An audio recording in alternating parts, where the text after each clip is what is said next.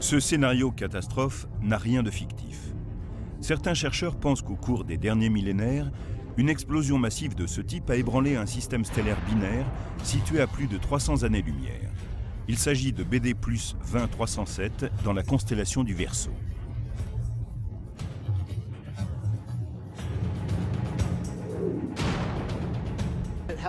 On y trouve une énorme quantité de poussière, 1 million de fois plus que dans notre système solaire.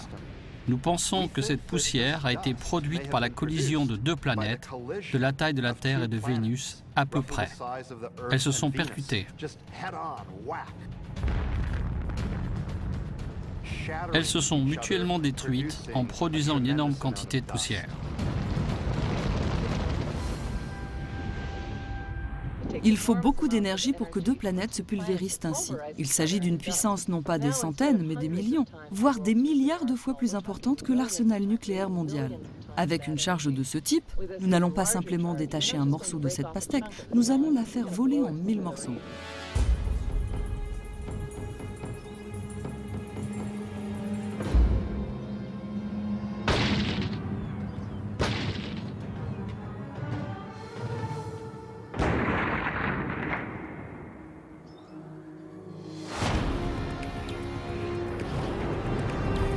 Aussi terrifiante et destructrice que soit une collision planétaire, elle reste plus modeste que celles qui mettent en jeu des étoiles.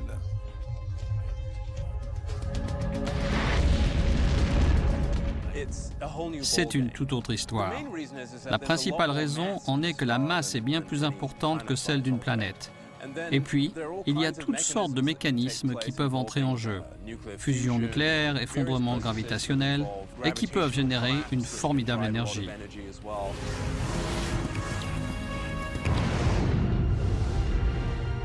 L'une de ces explosions d'énergie est le numéro 6 de notre liste, les éruptions de magnétars. Les magnétars sont des étoiles à neutrons qui tournent très rapidement. Ils se forment lorsque des étoiles qui font plusieurs fois la taille de notre Soleil s'éteignent et s'effondrent sur elles-mêmes. Imaginez que le Soleil, dont le diamètre est de 1 392 000 km, se rétrécissait jusqu'aux 60 km² de l'île de Manhattan. On estime que toute cette matière condensée dans un si petit espace serait 10 millions de fois plus solide que l'acier. Pour vous donner une idée de l'incroyable densité d'une étoile à neutrons, si ce bouchon était rempli de matière d'étoiles à neutrons, il pèserait environ 100 milliards de tonnes sur Terre, plus que cette colline, plus que la montagne entière. Le nom magnétar vient du fait que certaines étoiles à neutrons, pour des raisons que nous ignorons encore, possèdent les champs magnétiques les plus importants de l'univers.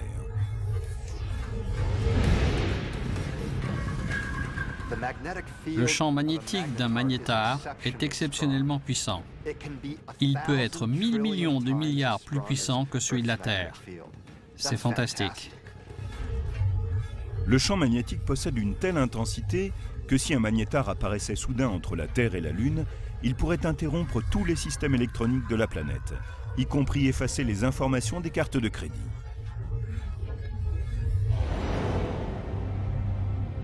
Si les éruptions de magnétars sont si puissantes, c'est que les champs magnétiques autour de certaines zones de l'étoile se tordent parfois tellement qu'ils ne peuvent aller plus loin. Et à ce moment-là, ils se détendent comme un ressort.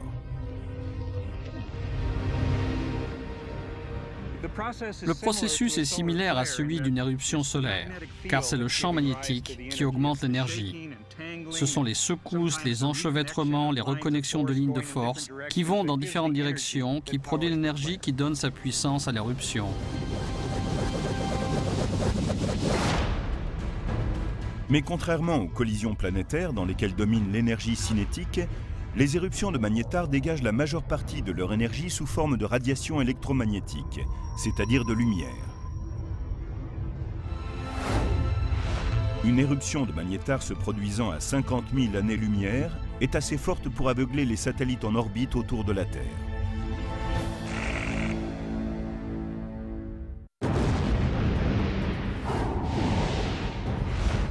Les plus grosses explosions de l'univers dépassent tout ce que l'on peut imaginer sur notre planète.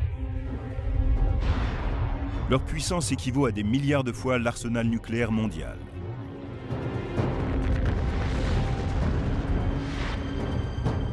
Les éruptions qui jaillissent de ces incroyables étoiles à neutrons que sont les magnétars est le numéro 6 de la liste.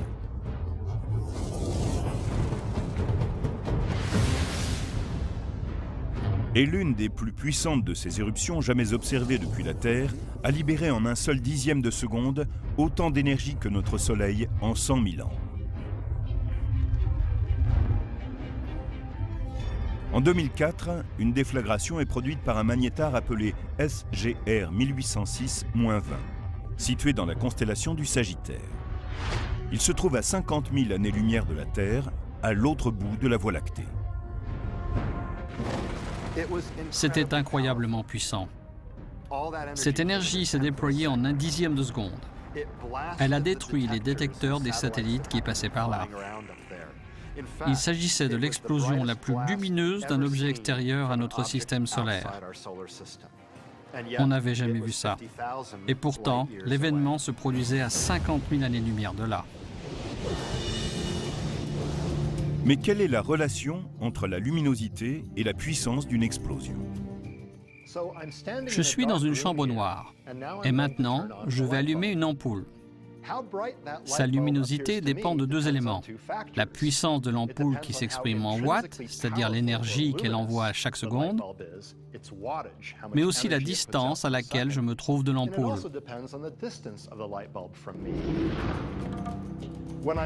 Quand je suis près de l'ampoule, je vois qu'elle est lumineuse. Si je m'éloigne, en multipliant par 2 la distance à laquelle je suis, la lumière semble 4 fois plus faible. C'est ce qu'on appelle la loi en carré inverse de la lumière. La puissance de l'ampoule est restée la même, mais quand je m'en éloigne de 2 fois la distance initiale, seul un quart de son intensité parvient à mon visage et à mes yeux. Les astronomes mesurent la luminosité apparente d'une étoile ou d'une explosion, puis calculent sa distance par différentes techniques. Et à partir de ces 2 variantes, ils déduisent la puissance de la source. Cette lumière n'est pas seulement libérée sur des longueurs d'onde visibles, mais également à travers le spectre électromagnétique. Et à chaque fois que les chercheurs détectent des rayons gamma, comme c'est le cas dans les éruptions de magnétars, ils savent qu'il doit y avoir eu une grosse explosion.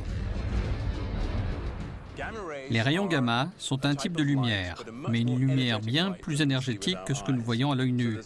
Le spectre de lumière qui nous est familier s'étend depuis de très basses énergies en passant par la partie visible du spectre, c'est-à-dire la lumière que nous percevons, puis les rayons X, jusqu'à ce composant lumineux à l'énergie puissante qu'on appelle les rayons gamma. Un sursaut de rayons gamma d'un dixième de seconde seulement, comme ceux du magnétar SRG 1806-20, serait capable de faire frire la Terre avec ses radiations émises à des années-lumière de distance dès l'instant où le rayon serait dirigé droit vers la Terre.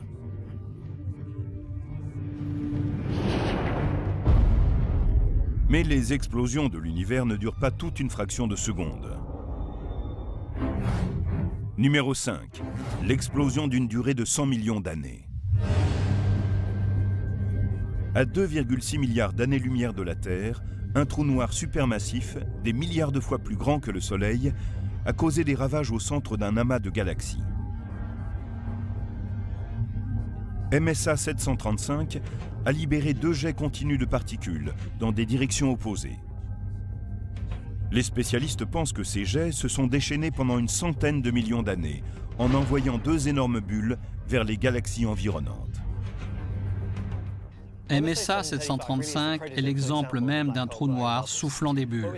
Ce que nous voyons ici, ce sont des cavités géantes évacuées par ces jets de grande puissance. Depuis le trou noir, il transporte ces énormes quantités d'énergie sur d'immenses distances, jusqu'à 1 million d'années-lumière de là. 1 million d'années-lumière, c'est 10 fois la largeur de la Voie lactée. Cela montre la puissance de ces jets, capables de créer 2 bulles d'une telle taille.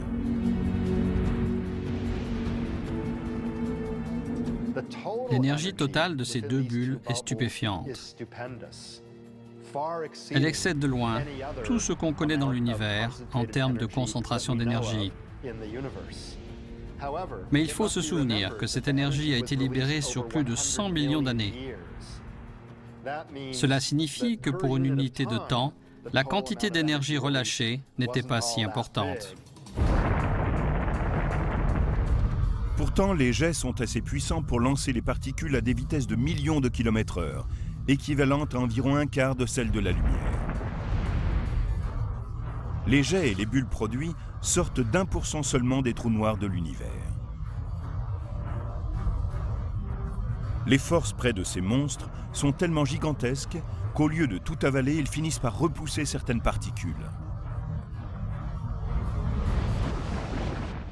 Il est important de souligner que ces explosions gigantesques ne correspondent pas à l'explosion du trou noir lui-même, mais plutôt d'éjections de particules qui sont à proximité. En entrant en collision, elles peuvent, dans certains cas, être éjectées de cette région proche du trou noir.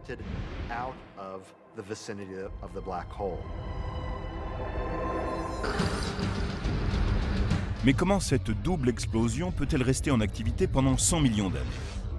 Ce n'est qu'une question de quantité de matière cosmique disponible. Rappelons que celle-ci provient des planètes et des soleils qui sont étirés et déchirés jusqu'à n'être plus que des atomes qui sont attirés vers les trous noirs. Ces jets, dont nous avons vu qu'ils sont en activité depuis une centaine de millions d'années, disposent toujours d'une immense quantité de carburant. Ce processus peut donc durer encore très longtemps, des centaines de millions d'années. Maintenant, imaginez que l'on prenne une partie importante de cette énergie et qu'on la libère en moins de 2 secondes. Selon les spécialistes, c'est ce qui se produit lors de l'explosion numéro 4, un bref sursaut de rayons gamma. Les rayons gamma sont plus concentrés que les éruptions de magnétar. C'est un rayon très concentré de radiation, comme un rayon laser. Il sort en étroits faisceaux.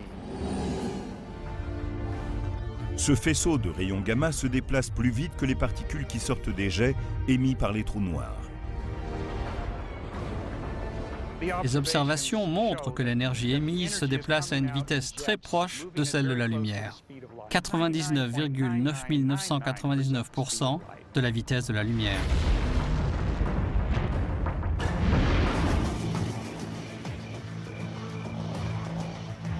À cette vitesse époustouflante, il suffit de quelques dixièmes de seconde pour qu'un bref sursaut gamma relâche autant d'énergie que le Soleil durant des millions d'années. Mais pendant longtemps, les spécialistes ne parvenaient pas à comprendre pourquoi certains sursauts gamma duraient plusieurs secondes ou même plusieurs minutes, et d'autres, plus communs, une fraction de seconde seulement. Et puis, en 2005, une explosion de rayons gamma conduisit les chercheurs à élaborer une nouvelle théorie. Des étoiles à neutrons d'une densité extraordinaire se détruisant mutuellement. La puissance des bombes atomiques fabriquées par l'homme n'est rien à côté des explosions cosmiques où des galaxies s'entrechoquent. Tandis que nous continuons à examiner les 10 plus grosses explosions de l'univers, ces épisodes cataclysmiques produisent en ce moment même autant d'énergie que le Soleil au cours de millions d'années. Les brefs sursauts gamma portent le numéro 4. Pendant des années, les spécialistes ont cru connaître l'origine des longs sursauts gamma qui durent plus de 2 secondes et peuvent même aller jusqu'à plusieurs minutes. Ils viennent de galaxies qui contiennent des étoiles massives. Quand certaines étoiles massives meurent, elles s'effondrent et explosent en libérant d'incroyables quantités d'énergie, des jets concentrés de rayons gamma. Mais en 2005, des détecteurs ont repéré dans l'espace un puissant sursaut gamma qui n'a duré qu'une fraction de seconde. C'était passionnant, car les sursauts de rayons gamma que nous avions observés auparavant étaient de la catégorie des longs sursauts gamma, issus de galaxies où s'éteignaient des étoiles massives. Ici, on avait quelque chose de différent. Ce sursaut gamma était bref et venait d'une région où il n'y a pas d'étoiles massives. Cette explosion venait d'une galaxie dont on pense qu'elle comprend des étoiles à neutrons d'une densité incroyable, qui fonctionnent en système binaire. Elles tournent l'une autour de l'autre. Les spécialistes pensent qu'un sursaut gamma aussi bref et puissant